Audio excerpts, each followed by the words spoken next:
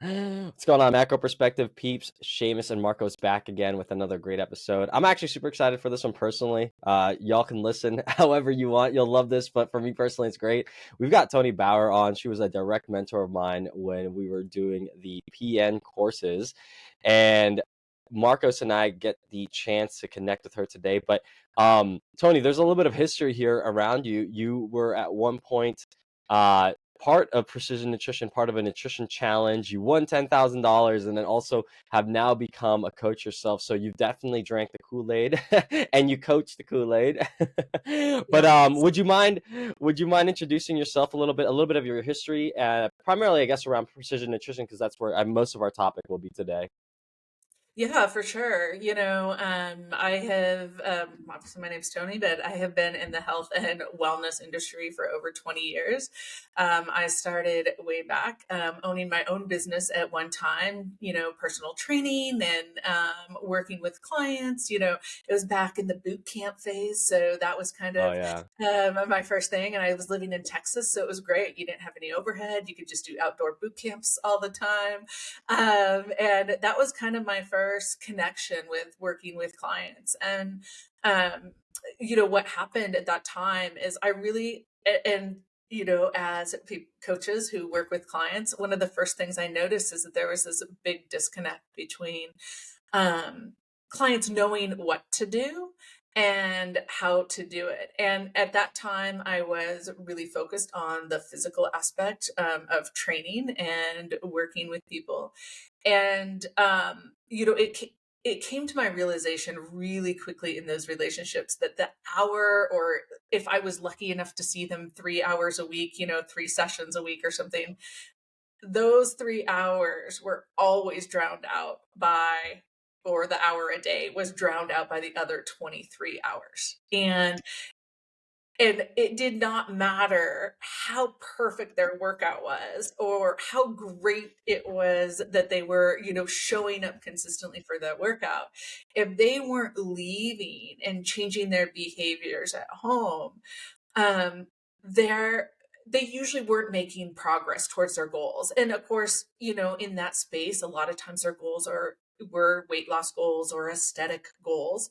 Especially early in my career, that's probably what I was focused on the most, because that's what people came to me for.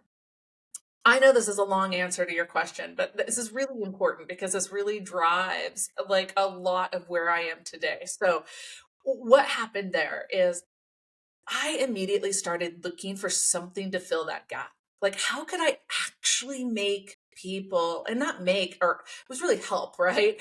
But at that Yeah. time, I wasn't so client centered. So it was probably in my brain, like, how could just make people like, achieve their goals if I just worked harder? Like, if I just found Yeah. this magic solution, right? And honestly, I found PN, I found precision nutrition. And it was this novel idea, even way back then. And this is like somewhere between 2005 and 2008 when John Berardi was just getting started with precision nutrition. He had been doing training outside of that, but PN was a baby company. And they have this binder, and they were selling this binder about 5 habits way back in the day. And this, it was me finding this as a coach, and I'm like, this is it, this is like the gap, the solution. And I was drinking the Kool-Aid from the very beginning on habit-based coaching and really going, okay, like you can tell people what to do all day long, but unless they have a systematic way to implement it into their life, it is not gonna work. So fast forward, a couple things happened. My personal life kind of, like, long story. We ended up moving. Um, I kind of had a pity party moment in my own life. I gained some weight. I wasn't working out consistently. Lots of challenges happened in my life. And this leads to where your introduction was going, which is, yeah, I asked myself in the mirror one day, I said, okay, Coach Toni, right? Coach Toni to client Toni. What would you say to a client right now? Mhm. And I said, Well, you kind of have to stop thinking about it and you got to start doing it, and I, in a nice way, but I was like, okay, what is that going to look like? Who am I going to go do this with? And I signed up as a client at PN. I was That's like, so cool. okay, I was preaching about PN a couple of years ago to my clients. I was using their habit-based system, but I knew I needed some outside accountability. I had the binder, I could have implemented those habits on my own, and I was doing okay, but I wasn't doing great. Like I needed a little skin in the game too. I needed a little more buy-in, and I needed that accountability. So I joined PN as a client. And yes, that did lead to, at that time, PN, we did like body transformation contests and things like that. And yeah, I had a great year. And I went into that year, and we can talk about this a little bit, but there's this idea about identity based coaching.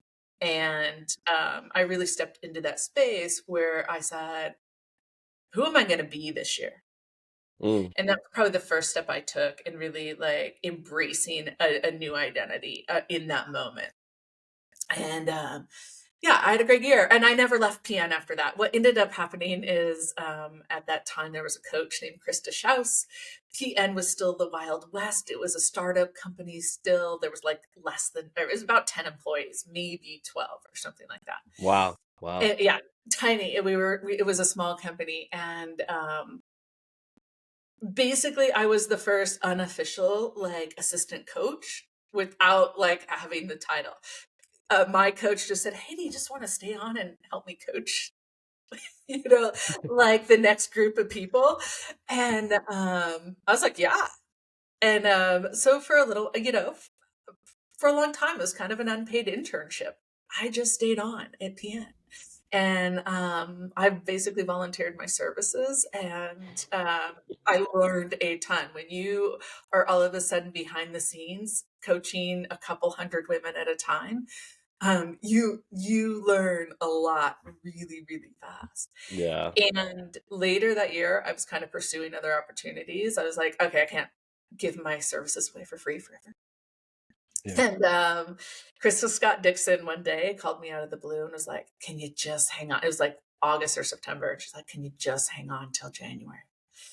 Um, not go anywhere else. And I said, okay, I will. And I've been working at PN ever since. And so I did start as a coach for PN.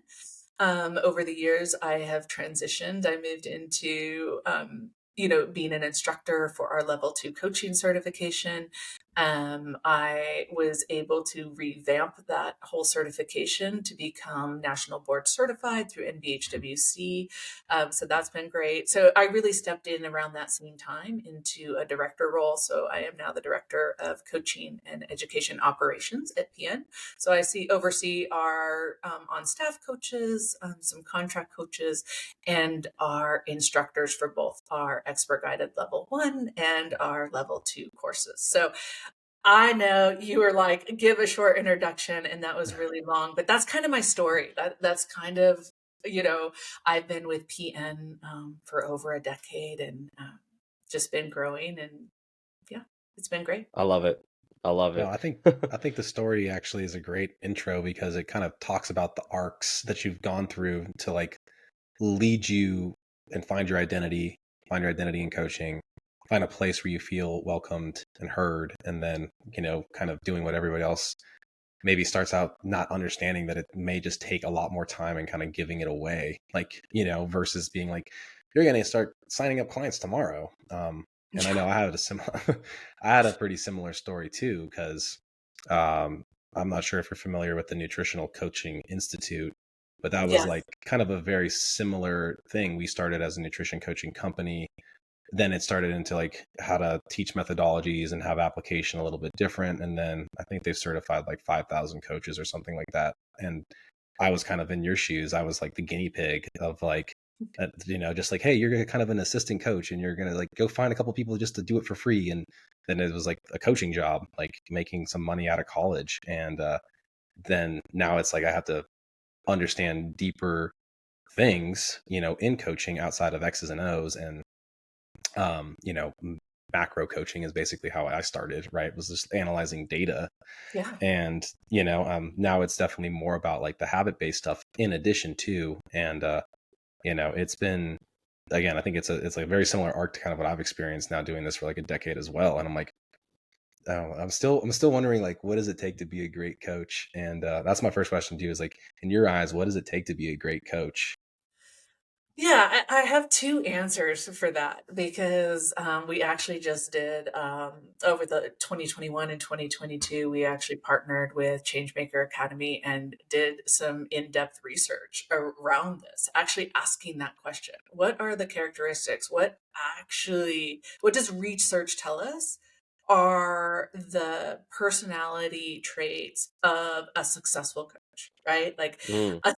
we can speak to the research a little bit around what we found there, but I think I can also, and just from another side, I think it is about, just my layman's response is about finding that balance between the science and the personal connection, and being able to really communicate that in a quality way to your clients, and an empathetic way. And that's part of the research that we found too. But I think it really comes down to having really good communication and listening skills, and really getting curious about people at a human level. That's what makes a great coach. Mm, that's the human connection piece. I mean, yeah, one to one, right? Making sure that these things are getting established in that relationship building rapport. Um, yeah, I think it is. It's a simple answer in a sense, but like it does make sense. Yeah, simple. I mean, you know, the research though, I mean, let's dive into the science a little bit because I think we can expand on that. Like, um, we just published this. You can go to our blog site. I'll make sure you guys have the link to it so you can post it as part of the podcast. But, you know, um, we just surveyed almost 6,000 coaches. And these 6,000 coaches also did a caliper test. So caliper is a really well-known like personality profiling test that you can take. A lot of employers use it to see if you might be a good match for an organization. Mm, Something actually PN has used for a lot of years. When we bring on a full-time staff member, mhm, they go through and do a caliper test, and it kind of says, who are you? And there's some basics. We won't get into caliper. You can look that up, but the research found that what makes a great coach were several things. We won't have to go into the data too much, but assertiveness. And this is actually, when I first heard that, I was like, oh, is that like the like overbearing car salesman kind of, like you think about the trainer in the gym who's just like all up on you, like, kind of pushing services, and that is not what assertiveness means here. It is, in caliper language, it's about having clear and direct communication, being Mm. able to communicate in a really decisive, like, but confident and clear way. So that was like the number one thing. And then level-headedness was number two. And that was kind of about kind of being able to control your emotions. Like, you're pretty level, you remain calm, in the midst of chaos. So as your clients are like throwing things at you or coming at you, like it, you kind of can be neutral. I talk about coaches like maintaining neutrality all the time, and really just absorbing what that client is saying. So that was one. Urgency. And this is more about motivation to take quick action, to really try to create results And results, the timeline of that can mean a lot of different things for clients. So it doesn't mean in 10 minutes, it can, but that you're really following through and taking action. And I think that's Yeah. one. Empathy. Like, right. Like, we cannot be a good coach, and you cannot have good human connection without empathy. So Yeah. huge. And for coaches, investment in ongoing education. Coaching is evolving all the time. Research is evolving. If you think you know it all as a coach, you don't. And if you hear coaches say that, or use pure Instagram, influencers, or like being really definitive about certain things around nutrition science, often that is not the case. If you hear somebody who's really experienced, they will say things like, well, right now the data says, or what I'm learning right now is. So, Yeah. Marcos, two answers to your question. Yeah. Well, yeah, it's never really black and white. I think, like you said, like the research says that these coaches may be, like you said, that caliber thing. I think that's going to be an interesting read for the listeners if they're kind of understanding what they should be maybe seeking in a good coach or becoming a good coach, right? Mhm. And then additionally too, like you said, like no more like what is it, strongman arguments with regards to like, and have like definitive, like this method is the tried and true way. Because I mean, I feel like the rate at which research is being pushed out now with regards to nutritional sciences or just, everything as a whole, the rate is like every 90 days there's new studies being published, and like the rate at which we're absorbing it is like quicker than ever, where it used to be like 10 years before we'd have any sort of understanding of things. So I think, I think that, like you said, that empathy driver, those abilities to, like you said, have that neutrality, kind of be agnostic in the approach a little bit. Yeah. Like I know Seamus and myself, we really try to always work with people and whatever little nuances they have as coaches, and try to, hopefully kind of shine the light, if you will. I know that's something that y'all talked about in our level 2, shining the light on the stones and having people have options and choices. And um, yeah, I mean, if for people that are listening and they're always like interested at, again, like learning more, like things to consider, the L2 really did do that for me, like bring a whole different level of awareness into like understanding people and traits and things that, again, again, most of the time I don't run into those issues, but it was kind of like, I'm like, people really deal with that? Like, like, yeah, all the time. Like, my clients are kind of more like that. I'm like, well, okay, those are the people that I definitely don't want to work with personally. Um, yeah. But that's, it's like there is a coach out there for you. And I think that's kind of a very, unique thing with regards to the business of, I guess, health coaching in general in the modern era. I think, Seamus, what's that number in terms of like the projected amount of money spent in like health coaching services over the next by 2030 or something like that you used to I talk don't know the about? exact number, but I was looking at the research in terms of like fitness. It was like 16 billion, and like supplements and nutrition is like a $90 billion industry or something like that. But coaching, um, consulting, coaching, and like that fell into a market of different, like whether it was like business coaching, consulting, health coaching. I think it was like almost like over $1 trillion industry or something like that, where it's like, or something like that, where it was like it's really lucrative in a sense. It could be. And then in terms of the health coaching, in terms of the market, I think it's a $4.3 trillion industry with healthcare associated costs that is the potential for like health coaches. And I was like, and health coaches can get a piece of that pie of like, if you become NBHWC certified or like go through PN2, like you've now leveled up and now you can help people in the healthcare world or something like that. Yeah. I mean, I think what we're seeing is NBHWC. If for those who are listening, that's the National Board of Health and Wellness Coaching, and they are really driving this idea of establishing health and wellness coaching as a profession with standards across the board, saying, hey, Yeah.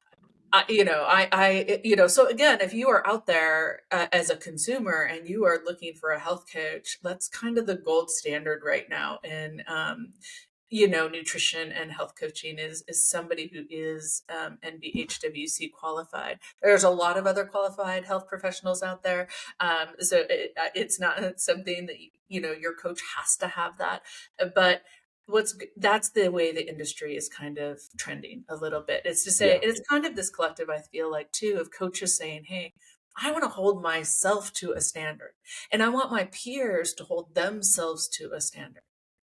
And let's work together to define what that is. Yeah, no, I love that. I think wanted to too, ask, go ahead, you go ahead, Marcos. Seamus. I wanted to ask kind of more so of like, with the coaching and like we kind of brought up like the customer there, like the client there. What kind of transitioning a little bit here of like, now that we've kind of gotten good coaches and people are working, the people that we're working with today, the consumers, and let's just say America, what are your thoughts on kind of like the way fitness, nutrition, health is? Like, what is your consensus of like the world right now with fitness and nutrition?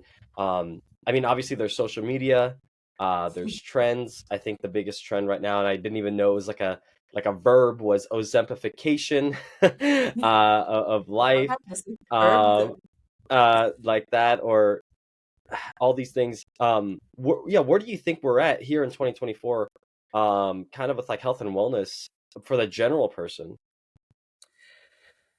The data says that it's hard to say this, but it's not getting any better. That the rates of obesity and chronic illness and chronic disease, as much as we are seeking to help that, we haven't quite cracked the code yet. I mean, those rates, especially in the United States, continue to grow. So I think there is always an opportunity. Now, for the consumer listening, I think what's really important here too, and I think Marcos, you maybe mentioned this a little bit ago, was this idea of like, there's a pathway for you. It may not look like your neighbor's pathway. And that just because you see it on social media doesn't mean that that's the definitive answer. I'm going to really ask you to kind of ask yourself, what is your 1% better? What could just be a little healthier than you are today? And how can you move in that direction? Can you do it on your own? Is there a resource you could find on your own to do that? Do you need support? But I think that there's opportunity in health and wellness. I think that we are learning more. We are growing. I think research is getting better. I think and I think this will be true until the end of the time, right? There was snake oil salesmen in, the late 1800s and the early 1900s, and there still are today. So for the consumer, I would say, just because somebody says it doesn't make it true. Really I'm going to encourage you to do your own research as best you can, or really reach out to the people you trust, who are also, or who are out there doing the research, who are connected to the industry, who can help guide you in the right direction. Because there are definitely a lot of things on the market that are being sold that are not needed. And I think this is hard for consumers to hear, but I think they fundamentally in their gut know this. Even with Ozempic, which has its place. I need to say this. I believe that there's a place for that in the industry. And I am by no means like gonna say that it's bad. But usually the things that are unsexy are the things that are gonna work for you in the long term. Yeah. And so quick fixes is as appealing as they are, that 6-week body, transformation, you're going to change your world in 6 weeks. Well, yeah, usually because you can stick to it for 6 weeks. But then the first obstacle shows up in your life and you don't have the skills to continue on with that.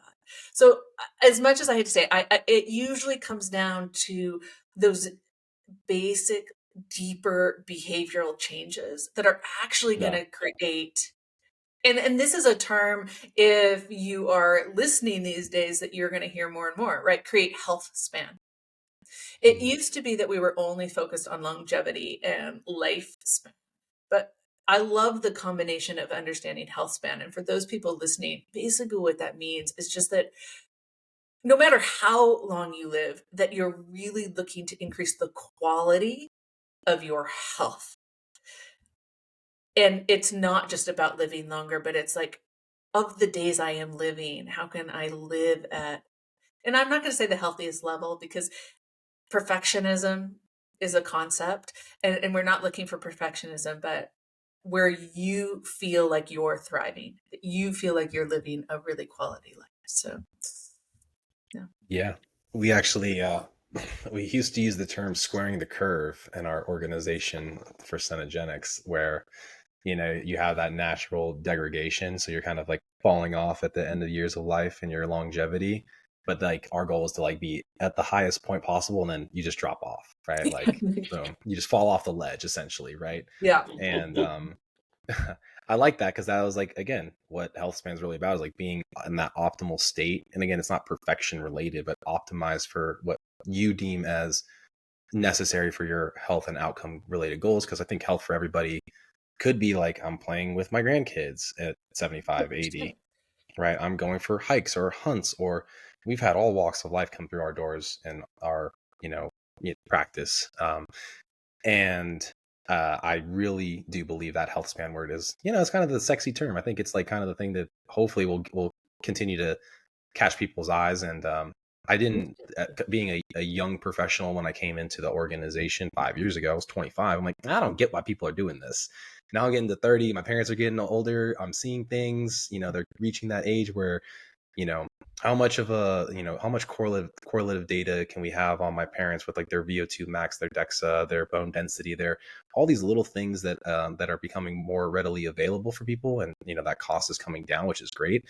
And I always encourage people like, well, what's the benefit of doing a DEXA scan? Is like, maybe nothing right now, but it's a baseline that you wish you may have had when you were in your early 20s or mid 20s, 30s, whatever that is, so you can compare back, and blood work is kind of the same thing. And that availability and being educated on it, I think, is again going to help with your health span long term. So like, oh yeah, I remember how good I felt when I was in my 20s. Oh, what were my numbers then? What are my biometrics and biomarkers looking like? So Yeah, we love that word, health span. Yeah, and I the love that. data is showing us more and more as we age. Like, there used to just be this assumption, I'm gonna get old and I'm not gonna function as well, right? Yeah, But the truth is, we are seeing, people in, their 70s, 80s with muscle mass of somebody in their 40s, and because they are making choices that yeah, contribute to that health span, or bone density, especially for women. That's such an important thing, right? Like, we don't have to just accept the loss anymore. And I think, in my grandparents' generation, for sure, that was kind of the mentality. Like, oh, I'm just going to get unhealthy. At some point, I'm going to age, and I'm just going to go. It's just going to all be about doctor's visits and managing the decline of my health. And I think what we're learning, that doesn't have to be the truth anymore. That doesn't have to be the yeah, accepted truth as we age, which is awesome. Yeah, that well said. I mean, it's funny that generation kind of just like, oh, this is inevitable. But again, I think it's because we all can really have a micro level focus at times. Like you said, that 21-day challenge, or 6 weeks till this, or whatever that short term kind of outcome based goal is. Versus being like, imagine if I just did 2 sessions a week with like resistance training over the course of the next 20 years. How many sessions would that, how would that affect me and impact me? And we know, at looking at some of the data that our physician-led training talks about, from 0 to 1, you get this massive increase of like protective benefits from all cause mortality. From 1 to 2, you get like another huge jump, and then it becomes a little bit more logarithmic and plateaus. So, I mean, like, again, 2 days a week, can you figure that out? Can you find that? Like And I remember coming into this thinking like, man, why can't these people just work out 5 days a week? And I'm like, oh, that's just because I was doing that doesn't mean that it was like exceptional for health. Um, and and that was, that was me being a CrossFit coach at like 18 to 20 years Yeah. old, Yep. and I was like, I don't get it. And then I got it because I was coaching people. I love bringing this up. I coached this one guy. He always will stick in my brain for forever. He was a dad of 3 kids. He was about my age now, and explaining how difficult it was dealing with his kids. And I was like, oh, that can't be that hard. It's like, and then fast forward now. not that my kids are hard, but it's just additional tasks that you're like, my wife is the best at this. She's like, I just need a day to do absolutely nothing. And that was yesterday for her. Yeah. I don't want to, she like, if you need me to go to the store, tell me now, I'll make a list. I'm coming home and I'm sitting down on the couch for like 5 hours and then like just do nothing because the kids aren't home. And I don't have the bandwidth right now. And I was like, okay, like, Yeah. I get that guy even more now because I'm like experiencing that thing hands on with like my partner in addition to dealing with my kids. And, this is that as a young kid, I had no life experience, and I think that's part of the inevitable arc of coaching too, is like the more things you can build into your life that caused maybe some quote unquote failure points, or I know you guys at PN don't like it's not failure, it's feedback, some feedback points, right? Yeah, good. I like There it. it is. There it is. He's implementing. the feedback points of like real life. You're like, man, I mean, I went through a pregnancy with my wife. I gained 30 pounds very quickly. That happened to other people too. It's relatable. And experiencing it, I was like, oh, well, I'm not an athlete anymore. And a lot of different things have helped shape understanding at a deeper level. And I mean, again, like you said, that what makes a great coach, probably experiencing it, having some feedback for yourself. And again, you create more empathy because you're like, oh yeah, I've been there. Yeah. Tell me about it. How are you handling it? How can you ask questions? And hopefully get them to do the stuff, can really help them, so. And I think this is an important point for people who are listening, because you call out something. This is my point about like your neighbor's pathway may not be your own, right? So also, if you are looking at your fitness trainer who is working out and lives and breathes fitness, like you need to take your own life into context here. What are you responsible for? What are the demands of your life right now? Like what's actually realistic for you? You don't live and work in a gym. So your outcomes, your reality are not going to necessarily be somebody else's, and that's okay. But they can be the best that you can be right in that moment, in that period of time in your life. Like, okay, believe it or not, I'm an empty nester for the first time this year. Like, my youngest just went to college this year, and I'm like, what do I do? What do I do with my time? Yeah.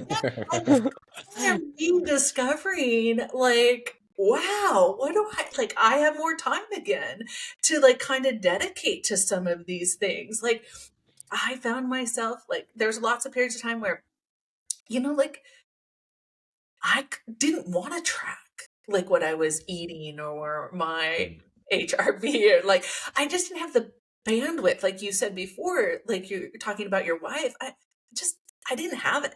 Like, I was worried about where my kids' lunches were, what time practice was for them, how many carpools I had to organize, like all like whatever it was. And now I'm back in a period of my life again where I'm like, ooh, let's get into the data. Like, because I have more time for it. Like, I have capacity for that. So, like, I think for somebody listening, what to take away from that is like, how you engage with your own health and wellness is going to change over time, and you are going to have periods of time where you have to find your baseline, and it bare essential minimums is kind of what we call those at PN. When life gets really crazy and busy, what does that look like for you? Like, on your most chaotic day, on your most chaotic week, is that one workout? Is that 10 minutes of stretching in the shower while you're brushing your teeth and like whatever it is, right? We call it the dial method at PN, right? Like, some days you're going to have to dial it down to a 1. Some seasons of your life, you're going to consistently be at a 4 or 5. and that's going to be your 100% at that time in life. Yeah. Some seasons of your life, and you can live at a 10, and you can do all the things all the time, and that's going to be really cool. But be okay adjusting your dial. Yeah. Yeah. Yeah. That's That makes a lot of sense. well said. And I think I tell this a lot to all my young parents out there that I'm coaching as they're dealing with like similar stories. I'm like, I've come to the conclusion you can just expect every quarter to be a whole new change. We're gonna have to change things up yet again. Yeah. When we go from winter to spring sports. All right, new carpools like you just mentioned. Spring Yeah. to summer. All right, now your kids are home for three months. What does that look like? How are you allocating time for them and changing it up? And I think a lot of times like and when that like light gets shined on me, I'm like, you know what? Now I'm just gonna come in terms like I know I want to be faster paced with like maybe it's career goals or certain things, Yeah. but certain things I have to dial back right now. I got to be more present in those areas, and maybe it isn't getting a grip of more clients or more cash or whatever that is for a short period of time. But like you just said, I thought it was bare ass minimums, not bare Well, I essential was trying to be, like, yes. Internally, we definitely say bare ass minimums. But I was translating to bare essential minimums just in case, Oh no, Bam just comes off this the is a tongue. PG-13. Bam comes up. Yeah. Yeah. That's a PG-13, right? Bare ass Yeah. minimums. I was just filtering. No, yeah. No kids in the house, Tony. You can say what you But want. I have no kids in the house. Yeah, and now the great thing is when you have adult children, even when they're home, I do not have to filter my language anymore. And to get that emphasis across, and you're not getting the 6-year-old saying, "Hey, you're saying a bad word." I was like, "What did I even say that was bad there?" He's like, "I don't like that word, Dad." I was like, "Oh, you're right. Okay, I'll tone it down. I'll make it PG. Sorry." But it's true. I think like that dial method and people understanding that and understanding there's only so many 5 minutes right now to plug your food in, even though it may only be 5 minutes, that could be a cumbersome 5 minutes for people that are not happy to do that. And that's not like it works for you, but it's not necessarily how you're wired, right? And I mean, I know Seamus personally, when we are like really in it, we have to get to that level of nuance to get to our goal. But our essentials are very, again, they're still rigid, but they're lax. They're like, it's supposed to be for this next month or two, as whatever work-life balance is more towards work, and there is no life balance for you're like, all right, well, hey, like is it a 4x4 method with my food right now? 4 meals, roughly 4 hours apart. And then for me, like 50 grams of protein per meal. Is it, am I just avoiding snacks? There's like, again, there's so many little things, like you said, that habit stacking, those, you made me really curious about those 5 essential kind of habits in that binder, like the old school one. Is it, what are those 5 ones? Yeah, I mean, let's be clear. I mean, I think it really, I'm trying to remember, actually, I could probably pull it off my shelf. It's right behind me, but it really came down to kind of like those basics, like protein at every meal, like, and, veggies at every meal. Like it really started out just breaking those down because, what happened, I think, back then is like, macros have always been a thing, especially if you've been in the nutrition industry, right? But how do you teach that to the average person in a way, and like you just said, that they can implement in their life in an easy way? So really, it really broke down those macronutrients first. And I'm trying to remember what the 5th one is. Oh, I feel like I have failed at this. No, it's funny. It's no worries. I got introduced to the PN habits because when I was managing a gym back in like 2015, Dustin Emmons is his name. I think he was one of the first to go through like some of your PN, like some of the newer stuff. States or something. Yeah. And he was like, "Oh dude, you gotta try this PN." He was like internally, like he just got certified, so he was like, "Hey, let me try this PN like app with you, or like this PN curriculum. It's called like PN Coach or something like that." It was like 2015, 2016, and he's like, "You got to have it every week or something like that. You got to have it every week or every 2 weeks." you got to do your photos, you got to do your check-in coach, and it was like the little, I don't know what that PN logo is, but it looks like a little Badgie. beast. Are you talking about Badgie, the Yeah, PM? yeah. Yeah, Badgie. Yeah, that we Yeah, have. So for people listening, PN's logo is actually just PN, but we kind of have an avatar or a mascot. Let's call him a mascot, yeah. and we call him Badgie. So that's the internal name for our like little PN I love mascot. it. I Yeah. love it. And I remember it would be like the loading screen. Your Yep. coach message you, "Hey, your habit is eat with your opposite hand today. Eat with put a timer on the clock." It was like such a course. And that was the first time that, and mind you, my background was like in sports performance. I wrestled Yeah. and stuff like that. And that was the first time where I was like, yo, it's not just food, it's really about habits. And that was the first time it blew me apart because, in the gym system, and you probably have seen this in like the boot camp gyms, the fit in 42 was like a big thing, that was like licensed out all over like Southern California. Mhm. And you had a meal plan, and you have to stick to the meal Oh, plan, you have to stick to the macros and all that. And he was coming in here going like, no, we don't even worry about the meals. Let's worry about like how they build the meals, or mhm. let's do a cooking workshop, or like let's do like the hand method. And I was like, what?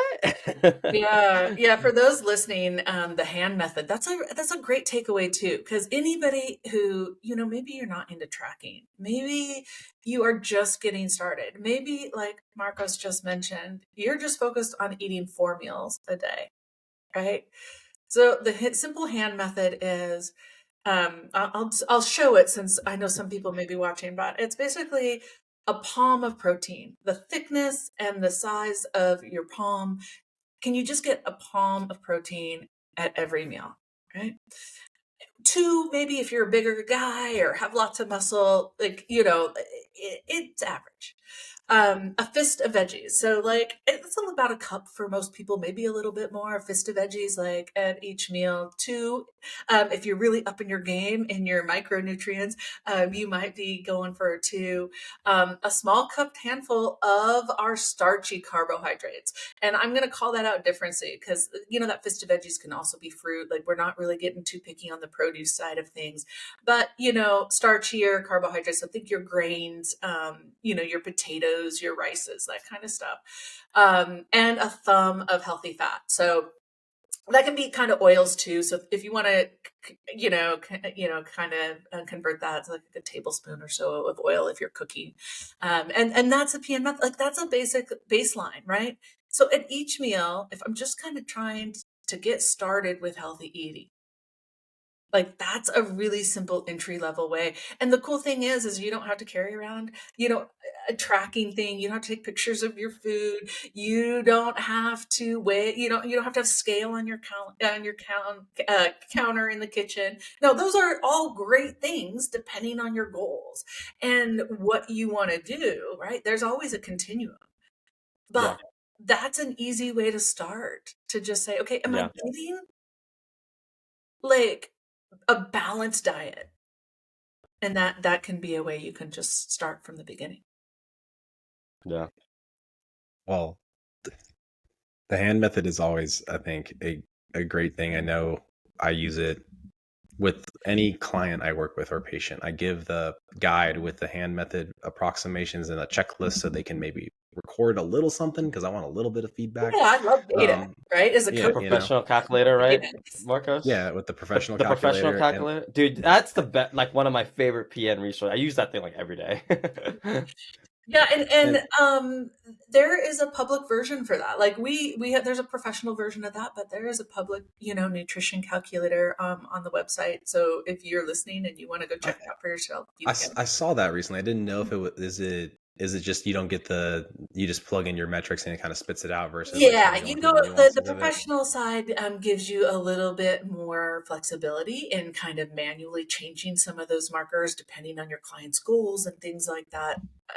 Uh, we kind of put a couple more guardrails in on the public facing side because they just may not have enough of the nutrition science background to maybe Yeah. make those educated choices on making some of those changes.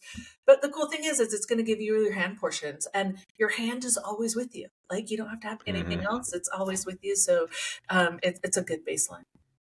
Yeah, well, we'll get that link and put that there as well. Actually, Yeah. I had a client. She owns a yoga studio, and she wants to like do a kind of like a 75 hard thing where they're doing their practice and just also having something to follow nutritionally. And I told her, I was like, I'll do them all for you, but again, if they can all do it themselves, they have a little autonomy to kind of choose their goal versus maybe, like you said, not have that intimate setting where they have to give information to a coach to then bust it out for them. Yeah. I think that'd be a great thing for them to dive into as they're again just trying to bring more awareness to that particular thing. And but Yeah. Seamus mentioned the pro coach, and obviously that's like something that I know it's like coach led in a sense, right? Like the coach kind of looks at Mhm. things and there's recommendations in there for the client. But like I know we're speaking on the AI front a little bit here, so a Yeah. little more Yeah. Yeah, artificial intelligence. before we pushed record, I think, yeah. Record, yeah. And I'm curious as to like, is there, so you mentioned it being called Sage and that it would be something you guys are looking to expand on. I know you guys did a webinar with an AI thing probably like 4 or 5 months ago. And then obviously now you're integrating that and using the methods, and you guys are gonna, I mean, probably unveil that to the public and using that to kind of, again, have like an easier barrier of entry for people to just get started and have, Yeah, an AI led we're really excited about it. It is in beta testing right now. We're still trying to um, kind of teach. This is kind of an easy way. Teach Sage. So Sage is basically our AI coach, and so you could come kind of fill out some of those initial entry points of like, hey, this is, my starting point. This is kind of my goals. This is what I want to accomplish. And we're in the process of, you know, teaching this AI tool, this AI coach Sage, the PN methodology, the coaching approach that we teach our certified coaches. And there's always a learning curve. We're learning, Sage is learning as we go. But the great thing is not everybody's ready yet to have that one-on-one attention from our coach, or they may, and even some of the research is showing that some people are more forthcoming if they know it's not a human, coach. They Mm, might be willing to talk a little bit more or share a little bit more. And it's something that also might lead to more coaching later on. So Mm. uh, that's something we see too. Like, I learned just enough, where I start to see the value of having somebody else kind of be on my side. But Sage is kind of your health coach in your pocket, your weight loss coach, if that's your number one goal, in your pocket, somebody you can text and go back to all the time, and it will learn about you and grow with you and ask. But the cool thing about Sage, Wait, hold on, Tony. I'll yeah, interrupt you because you said in your pocket in real time. So you're telling me I could be at a restaurant right now and be like, "Hey, is this a quote unquote meal plan friendly for me today?" And then like take a photo of the menu, and then Sage could like, is that like a thing, sort of, kind of yeah, like it that? is a thing. I wish you could see my phone, but the glare is not letting it. But yes, like that is the idea. The idea is I could have an ongoing conversation with Sage, which is right here on my phone right now, and they, Sage can walk you through that. Like, is this a well-balanced Wow. meal? Or, eventually, hopefully Sage will be able to calculate and it's always going to be, based on the data you give it. So it's only as good as the data it receives, but, kind of keep a running tally of your nutrients over time. And you have this ongoing conversation, and it remembers you, and it can proactively ask you questions, not just reactively. So a lot of what we see right in data tracking right now, or things like MyFitnessPal or whatever, yes, it's only as good as the data you put in, but it only can reflect the data you put in. yeah. Mm. Sage goes a step further and says, hey, you shared this, can you tell me a little bit more? So I was beta testing earlier today. So for an example, it was actually starting to ask me about my identity.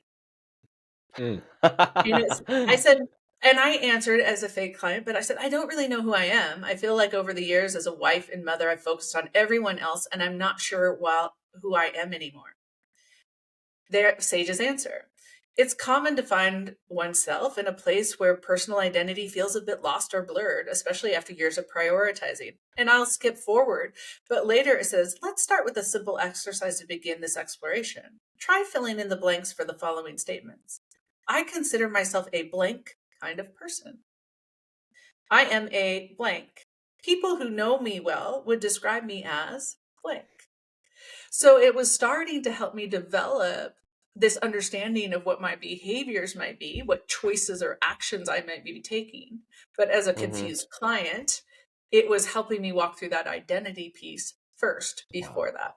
So that's just a small. That's so on brand with PN. That's so on brand with, because PN, like, after you've done your courses, right, Marcos, it's like, here's your book that you created for yourself, like, and it's all your notes, like, it's all, it's like, this is you as you delivered it to us, and it's like, that's so on brand. That's crazy. I feel like we're gonna be out of jobs, Marcos. We gotta figure this out.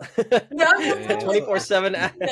like we have coaches asking us that, right? Like, is this to replace coaches? And the answer is absolutely not.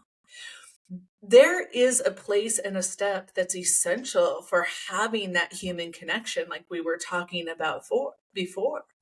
But there are over 7 billion people, right? Like, and the obesity rate is just growing. There are not enough coaches to coach all the people who could potentially need coaching. Our industry actually just lost 40% in the US over COVID, right? We lost a ton of coaches in the industry. And this is really meant to be this easy entry space where I can maybe do some DIY work. And again, that it might eventually lead to wanting to establish a more in-depth relationship, do more of what you guys do, right? Like some more of that. And we would eventually like to see it connected to some data metrics and some, integrations with some devices like your Apple Watch or Aura Ring or Whoop Band or things like that.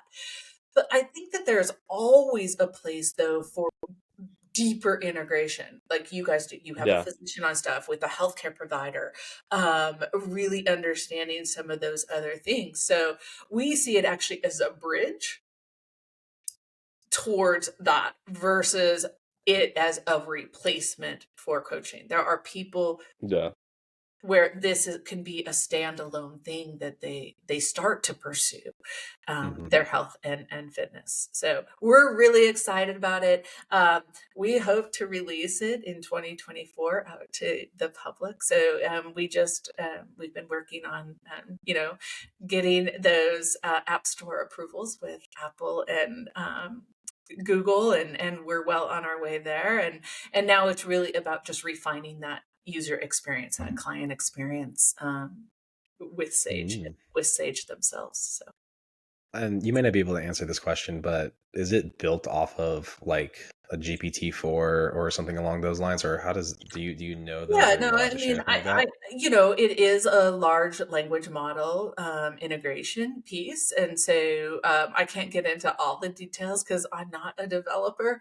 But they are utilizing that large language model, open AI technology as an avenue. So if you know a lot about like Chat GPT, there are things called GPTs that an outside developer can build on top of that. So it's kind of like that, but it's our standalone proprietary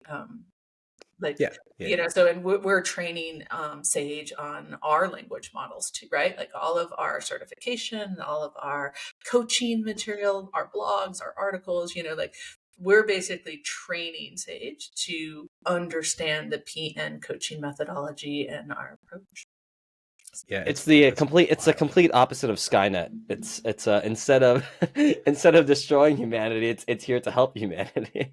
Yeah, we hope, right? We do hope.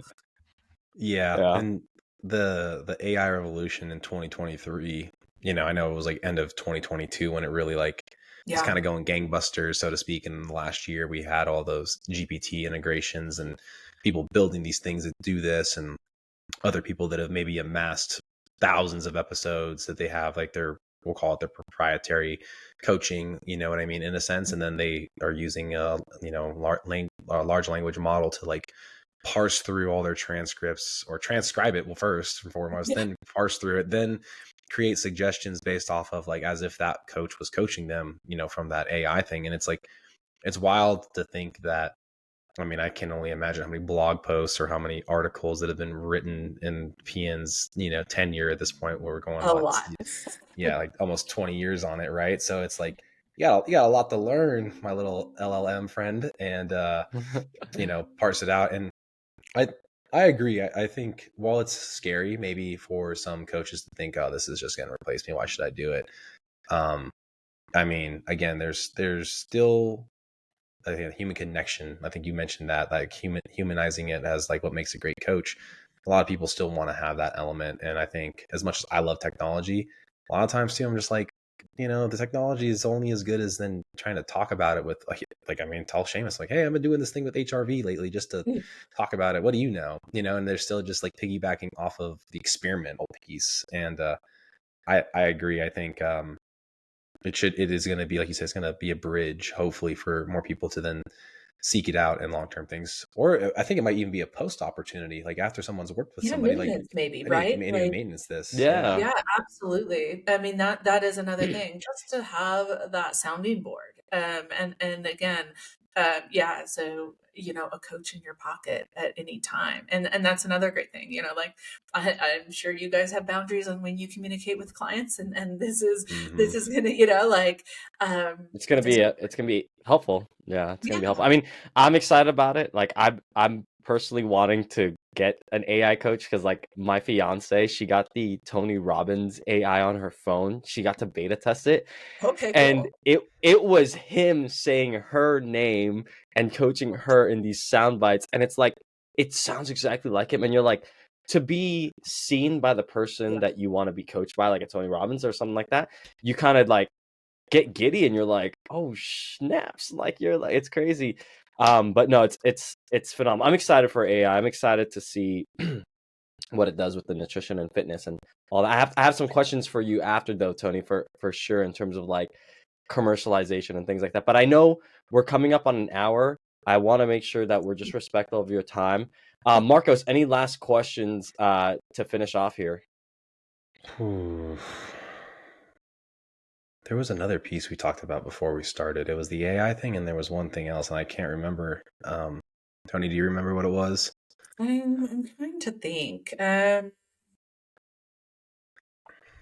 to brain That's fart. funny. I mean, there's We just so touched on many. it. Was you had Yeah, the change maker, the change maker research on coaches, yeah, PN, in terms of that, and then just the coaching, all the yeah, stuff, the coaching, all the resources that I feel like PN is just is leading the way. It's leading the way. yeah. There's so many resources, and and I think what's important is, like, that you find the path that works for you. And we do have a ton of resources on our website.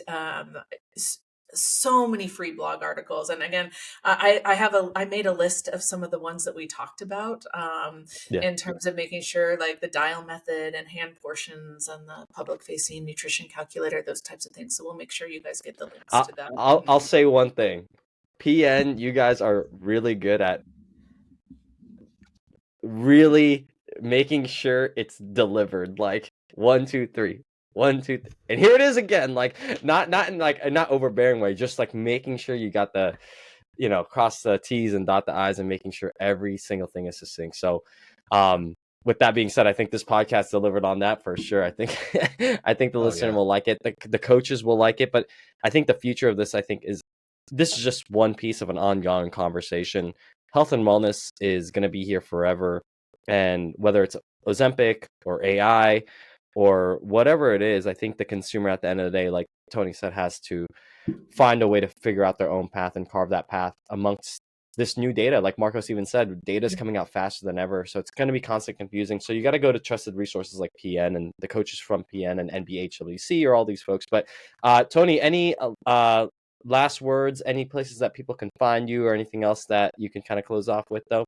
Yeah, I mean, you can always find me at PN. I'm always there, so that's really the main place. And you can join our community. We have a Eat, Move, Live Better Facebook group. If you'd like to, that's for the consumers. And if you are just looking to do this and want some community, we'd love to have you join us there. And I pop in there from time to time, so you can find me there sometimes too. Awesome. I do have one last question. Yeah, please. And I'm trying to figure out what our thing will be to like the last question, kind of like stealing from Max Lugavere, where he asked like, what does it mean to live a genius life, right, to you? But we got to create our own, Seamus, because I think you do it, bro. This is a first for me, bro. I know. I've been mulling it over because I was like, there's something there, like, and maybe it is health. Maybe it is the healthspan thing. No, okay. I think I'm going to relate it to a book because I think that is one thing. Like, what is a book that you've read over your life that's made the biggest impact for you? Oh gosh, that is really tough. I don't know if I have one particular book that stands out. Now you're making me look. Is it Good. You can list your top three then, if maybe it's a top three. Yeah, maybe a top three. Okay, well, I think I am a firm believer in the science of behavior change. So I think if you are looking to understand like what it means to really change your behaviors, some simple like good entry level books are things like Atomic Habits or Habit Stacking, and for somebody just like trying to develop good healthy behaviors and habits, I think that those are good. I would say it's hard because I'm trying to think of like two different things. I think if I was talking purely to a coaching audience, I'd have a different answer for this. So I'm trying to speak more a little bit to people out in the world.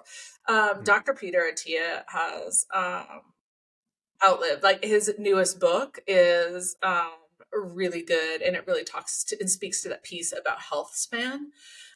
So there are some things in there that I would probably recommend as far as that goes. I'm trying to see if there's another book that just really jumps out from my. You have a favorite one that none of them is. I know it's hard to pick a favorite. Like it is. It's really it may have been hard to pick a favorite. It's hard. Yeah. Okay. So you got Atomic Habits, you said the habit stacking one, and then obviously Outlive, because it's all kind of related into this vein of today. Yeah, I think are all great books. Speaks to what we've been speaking about today. Obviously the PN blog, it's not a book, but honestly, like if you're really looking for like simple, digestible things that you could apply to your life in an easy way, I would say that is a great, because you know what, our attention spans are not what they used to be, they say. So if you want some shorter articles and don't want to read a long book, but yeah. And then in terms of coaching, I have a whole nother set, but maybe that will be another podcast. That'll be in like the notes section or something. Yeah. All right, awesome. Well, on that note, I hit you with the hard question. Who knew the book question could be such a hard one? Well, it's so hard because it's so hard to like narrow it down. I literally have 4 bookcases around me, and so when I'm like turning and looking, that is why, because I love books. I love to read, and I love to just learn and grow, and even if I don't agree with the book, like that always gives you just a different perspective. And so become a voracious reader. Actually, the physical book thing is probably where, I've trying to build a bookcase and like have it around for my kids, as my son's asked that question, and I've listened to a lot of stuff about developing young minds, and them seeing that physical book has been linked to like curiosity, like why is dad having these books around, or why are they there, why is that library there? And I'm made a strong point to that in the last year of buying the actual physical copy and not just the audio book of something, or the Kindle version, because who knows, who, if my son or my daughter might pick that up. And so again, like I'm wondering like that question, and it's like I have those ones around, right? And it's like learning what other people think, and it could be something that's in far right field, you know, it could have been like, I mean, something related to like macroeconomics, you know, like this book changed my thinking Exactly. on, Yeah. you know, like, and I feel like everybody has like a flavor of the year. And so that was, That is again, the something. truth. Yeah. Ours last year was, Seamus, what was the book? Goodness gracious. I mean, I read so many books last year, so I wouldn't even know which one, bro. I know, right? Like that's my problem too. Yeah. I admittedly am horrible at remembering titles of books, and that is the truth But I because think I'm reading so much. Yeah, it I was think we did Outwitting one the Devil. outwitting the Yeah, devil though. That was like was the game changer for Oh, both of us. a flavor of the year one, and I think that wasn't necessarily, it was Napoleon Hill, right? It wasn't necessarily his number Yeah, one it book wasn't that you his like read how or to win listen friends and to. influence people, or like this, or his other one like how to win and or whatever. But it's like outwitting the devil. But yeah, Yeah, so yeah, I haven't read that one. I'm gonna add it to my list. you'll enjoy it. Yeah. It's definitely a thinker about like predictiveness of like, even in modern times, he wrote this book and it was like a manuscript that he never released, and then kind of all the things that came true as a result of it. I think it was a post-posthumous release actually, and so it was an interesting thing to think like, you know, we stumble upon people's ideas and things, and the AI thing kind of relates to that book a lot. So I think that was part of why we were so into that, and like, oh my god, this is really predictive of what what this year 2023 had to offer. So yeah, I'll have to maybe refine this question in the future, Seamus. But see, it gets an interesting thing, because I think the you Outlive book is started great. it. That You're Atomic Habits, yeah, yeah, yeah. Yeah. And again, I think it's important, like as you read, you know, filter it. Question what you read. Don't just assume what you're reading is truth. And that's what I want to leave people with, because you should always be questioning and There you yeah. go. digging Yep. deeper. Question what's right for you. I think that was Yeah. part of the theme here. Question, figure out what's right for you. Don't have the charlatan figurehead people telling you this is the only way of getting it done. There are many different ways So many to pathways skin to that health cat. and wellness. Yeah. So Toni, again, thank you so much, and Yeah. everybody listening, we appreciate you. If you could do us a favor and like, follow, subscribe, all the good things to help us grow. This year, we're in year 2 of doing this podcast. We call it season 2 because we took a little bit of a hiatus. We're working on getting things back. We may not have going back to bandwidth, may not have the bandwidth to keep up the cadence of 3 a week because of other things, but we want to make sure we're getting at least 1 out per week. So we're having exceptional guests such as Toni. Another member of PN will be joining us here next week as well, which is awesome, hearing more feedback about their journey into, you know, health coaching and fitness and all the fun stuff. And yeah, we're really looking forward to more to come. So that's why you should be subscribed and make sure you're getting those notifications when we drop a new episode. So until then, Macro Perspective is out.